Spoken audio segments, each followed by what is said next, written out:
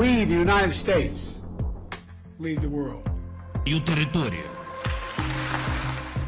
We've gone up since the election. I was just told by Scott. अमेरिकी राष्ट्रपति चुनाव में डोनाल्ड ट्रंप बार बार इस बात पर जोर दे रहे थे कि वो राष्ट्रपति बनते ही रूस यूक्रेन युद्ध को रुकवा देंगे। और ट्रंप ने उस वक्त अपने बयानों में कहा था कि व्हाइट हाउस में आते ही वो सबसे पहले यूक्रेन को दी जा रही हथियारों की सप्लाई पर रोक लगाएंगे। हालांकि कुछ मीडिया रिपोर्ट्स में यह भी कहा गया था कि ट्रंप राष्ट्रपति जेलेंस्की को रूस को अपनी जमीन का कुछ हिस्सा देने के लिए भी मजबूर कर सकते हैं। और जमीन के इस टुकड़े में डोनेट्स्क और डोनबास जैसे इलाके शामिल हैं, जहां पर रूसी सेना ने आंशिक रूप से कंट्रोल कर रखा है। हालांकि ट्रंप के आने से पहले बाइडेन ने यूक्रेन पर बड़ा दांव चल दिया था।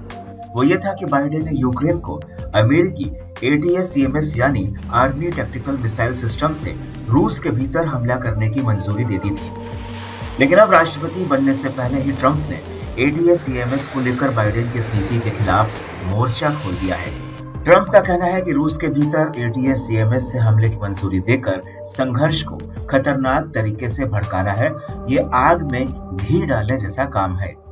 दरअसल ट्रंप ने अमेरिकी मैगजीन टाइम को एक इंटरव्यू दिया जिसमें उन्होंने कहा, जो कुछ हो रहा है वह पागलपन है, यह पागलपन है। मैं रूस में सैकड़ों किलोमीटर दूर मिसाइलें भेजने से पूरी तरह असहमत हूँ। हम ऐसा क्यों कर रहे हैं?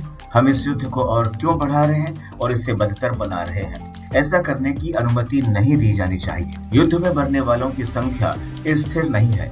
मैं दोनों पक्षों की बात कर रहा हूँ। यह काम पूरा हो जाना चाहिए। वास्तव में दोनों पक्षों के लिए फायदेमंद है। आपको बता दें कि अमेरिकी राष्ट्रपति जो बाइडेन के यूक्रेन को ATACMS से रूस के भीतर हमलों की मंजूरी देने से पहले उत्तर कोरिया ने पुतिन की मदद के लिए अपने 15,000 सैनिक रूस भेजे थे, जो फ्रंट लाइन पर यूक्रेन के खिलाफ लड़ रहे हैं। और इसके बाद राष्ट्रपति जेलेंस्की ने बाइडेन से फिर इन हथियारों को रूस के भीतर हमला करने की परमिशन मांगी थी। हालांकि ट्रंप व्हाइट हाउस में आकर कैसे यूक्रेन युद्ध को रुकवा सकेंगे, इसको लेकर अभी कोई जानकारी नहीं है। ट्रंप का कहना है कि वो इन सब का खुलासा फिलहाल नहीं करेंगे। वहीं दूसरी तरफ रूस ने साफ कर दिया कि वो यूक्रेन द्वारा रूस के भीतर ATACMS हमलों का जवाब जरूर देंगे। रूस का आरोप है कि यूक्रेन ने 12 दिसंबर 2024 को रूस के भीतर एज़ोव सी के पास एक सैन्य अड्डे पर 6 अमेरिकी ATACMS बैलिस्टिक मिसाइल दागी थी, जिसकी वजह से रूस अब यूक्रेन के ऊपर एक नई इंटरमीडिएट रेंज वाली हाइपरसोनिक मिसाइल का टेस्ट करने के लिए मजबूर हुआ है। इसको लेकर रूस के रक्षा मंत्रालय का कहना है कि यह हमला पश्चिम द्वारा बनाए गए हथियारों से किया गया है, जिसे जवाब दिए बिना जारी नहीं दिया जा सकता है और इसको लेकर जरूरी कदम उठाएंगे। वहीं रूस के राष्ट्रपति भवन के प्रवक्ता दिमित्री पेस्कोव ने भी यूक्रेन को चेताया है।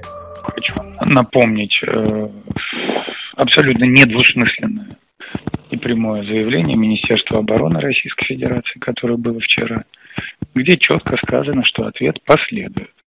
Естественно, последует тогда и так, как будет признано целесообразным. Но он последует обязательно. आपको बता दें कि इससे पहले 21 नवंबर 2024 को रूस ने यूक्रेन के ऊपर अपनी नई ऑरेंज या hassle tree hypersonic ballistic missile fire की थी। इस हमले को लेकर उस वक्त पुतिन ने कहा था कि यह हमला यूक्रेन द्वारा पश्चिमी हथियारों से रूस के भीतर हमला करने के जवाब में है। हालांकि अमेरिका का मानना है कि रूस की ऑरेंज मिसाइल युद्ध में कुछ खास बदलाव नहीं ला सकती।